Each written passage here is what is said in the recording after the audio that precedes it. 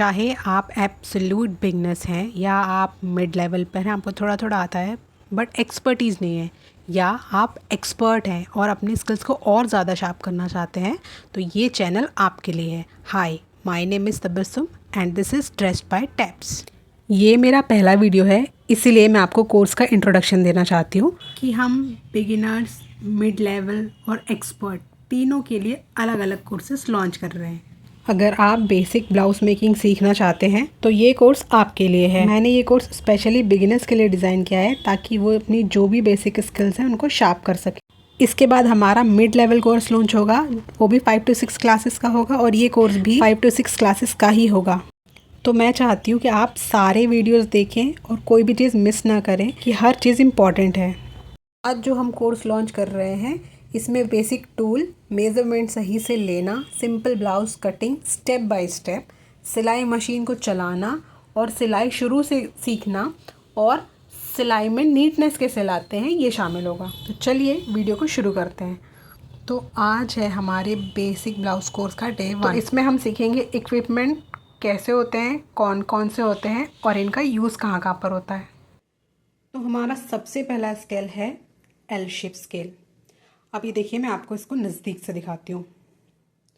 ये देखिए, ये कुछ इस तरह का होता है। इसमें दोनों साइड्स पे मार्किंग होती है, दोनों साइड पे स्केल बनी होती है और इसका इस्तेमाल हम फैब्रिक्स को दोनों साइड से नापने के लिए करते हैं। फॉर एग्जांपल, हमें इस साइड से भी नाप लेना है और हमें इस साइड से भी नाप लेना है, तब हम इसका इस्तेमाल करते हैं। और इसका दूसरा इस्तेमाल फैब्रिक को सीधा रखने में किया जाता है।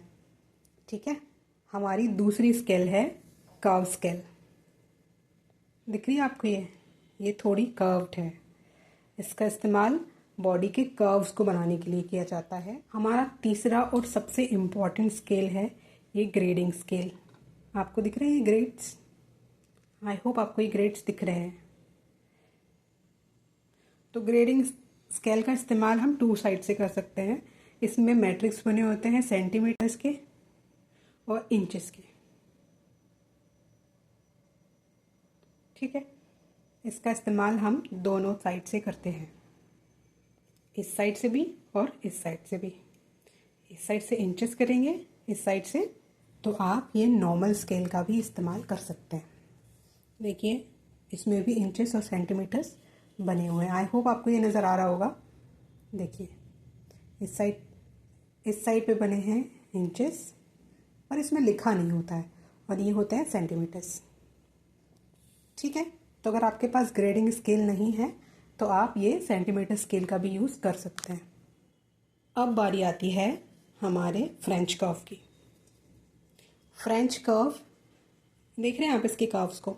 ये कर्व्स, इनका इस्तेमाल हम करते हैं आर्म होल कर्व्स पे, नेक बनाने में, ये सारे कर्व्स बनाने में ये बहुत क्रूशियल इंपॉर्टेंट रोल प्ले करता है और इसका होना इम्पॉर्टेंट है। अगर आप एक एज अ प्रोफेशनल और एक बहुत अच्छी फिनिशिंग के साथ काम करना चाहते हैं तो आपको ये कर्व लेनी पड़ेगी। मेरे हिसाब से ले लेनी चाहिए क्योंकि ये अच्छा इन्वेस्टमेंट है। ओके, इसके बाद हमारे पास है ये टेलरिंग चॉक।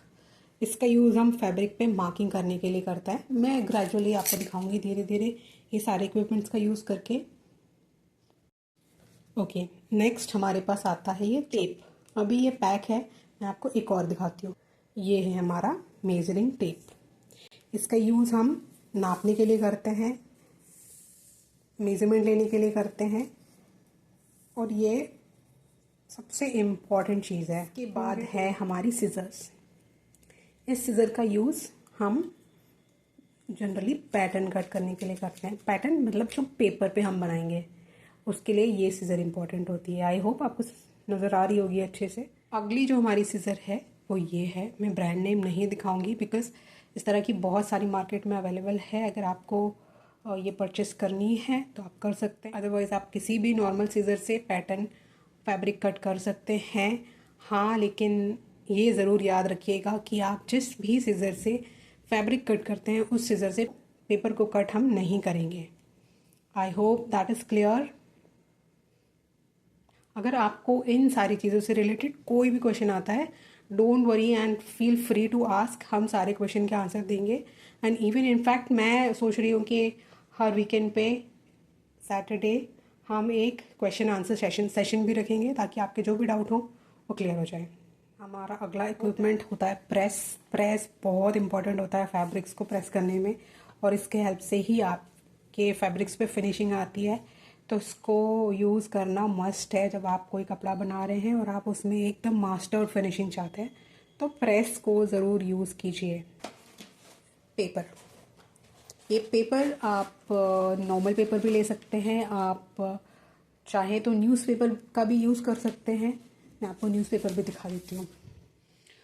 अगर आपके पास पेपर्स नहीं हैं तो आप न्यूज़पेपर्स का भी इस्तेमाल कर सकते हैं। ये ज़रूरी नहीं है कि आप पैटर्न पेपर का ही इस्तेमाल करेंगे, बट अगर आप उसका इस्तेमाल करेंगे तो थोड़ा क्लियर दिखेगा, लेकिन इससे भी काम चल सकता है। Last but not the least हमारा फैब्रिक। अगले वीडियो में मैं आपको बताऊंगी कि फैब्रिक का यूज़ कैसे करते हैं, हमें कहाँ पर पैटर्न को जमाना चाहिए, और बायस क्या होता है, ग्रेन्स क्या होता है, ऑफ ग्रेन क्या होता है, ऑन ग्रेन क्या होता है, ताकि आपका जब भी गारमेंट कंस्ट्रक्शन हो, जब भी आपका कोई कपड़ा बनकर तैयार हो तो उसका लुक आपको कैसे आएगा। वो सब जानने के लिए आपको ये सीखना इम्पॉर्टेंट है कि फैब्रिक कैसे जमाते हैं, उस पर पैटर्न कैसे रखते हैं, और पैटर्न रखने के बाद उसकी ड्राफ्टिंग कैसे करते हैं। वो सबसे ज़्यादा इम्पॉर्टेंट है एक बार जब पैटर्न बन जाता है। Okay, so stay tune for class 2। हम कल मिलेंगे, तब तक के लिए चैनल को सब्सक्राइब कीजिए, लाइक कीजिए, और अगर कोई भी डाउट आपको इनसे रिलेटेड है, आपको कोई क्वेश्चन पूछना है, कुछ भी हेजिटेशन की ज़रूरत नहीं है, आप मुझसे कोई भी सवाल पूछ सकते हैं इन सब से रिलेटेड। मैं कोशिश करूँगी कि ज़्यादा से ज़्यादा आपके सवालों का जवाब दूँ।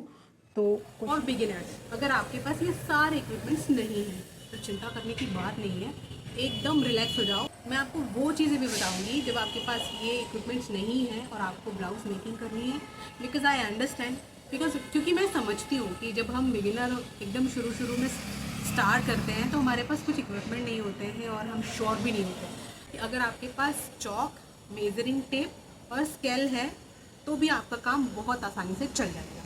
वीडियो को लाइक करो, शेयर करो, और अगर चैनल को अब तक सब्सक्राइब नहीं किया है तो प्लीज़ सब्सक्राइब कर दो यार।